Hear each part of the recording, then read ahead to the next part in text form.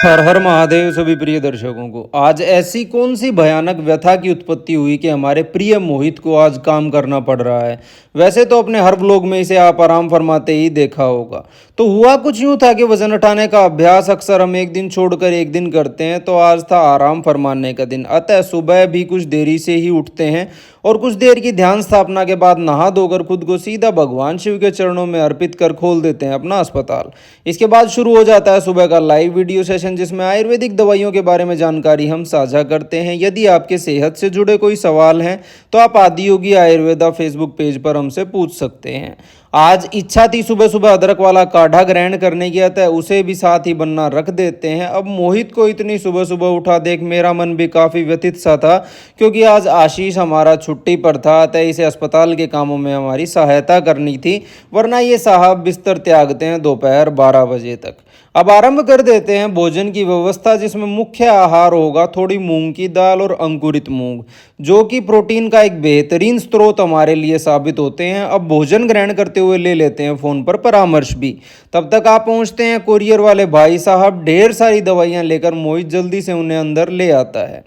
अब आज समय से पहले ही अस्पताल बंद करना पड़ रहा था, क्योंकि काम करने में खासी कठिनाई का सामना हमें करना पड़ रहा था। दोपहर व्यतीत हुई, कुछ देर सुस्ताते हुए। वहीं दूसरी तरफ प्यारे पूची की जिम्मेदारी आज भी हमें मिली हुई थी, और अच्छी बात यह रही कि ये जनाब दिन भर सो रहे थे, तो हमें कुछ ज़्यादा परेशानी हुई नहीं। ढलती शाम के साथ अगले दिन के भोजन आदि की व्यवस्था की चिंता हमें सताने लग जाती है, जिसके लिए अभी भी खरीदारी करनी बाकी थी। तो मैं और मोहित निकल पड़ते हैं बाजार की तरफ। वैसे तो ये यात्रा अक्सर अपने दुपहिया वाहन पर करते हैं, किंतु आज पैदल जाने की ही इच्छा हमारी हो रही थी। और कमाल की बात देखिए, मोहित भी इसमें हमारा साथ देने को तैयार था। वैसे तो इसे आराम करना ही पसंद है।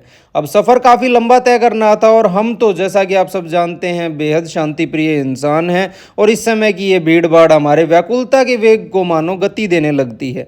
चलिए आपस में हंसी मजाक करते हुए आखिरकार आप पहुंचते हैं सब्जी वाले भाई साहब के यहाँ, जिन्होंने हमारा स्वागत किया एक बड़ी सी मुस्कान के साथ। यहाँ हमने ढेर सारी सब्जियाँ खरीद ली और निकल पड़ते हैं घर वापस, जहां शाम ढलने के साथ ही एक गजब का सन्नाटा सड़कों पर फैलने लगा था।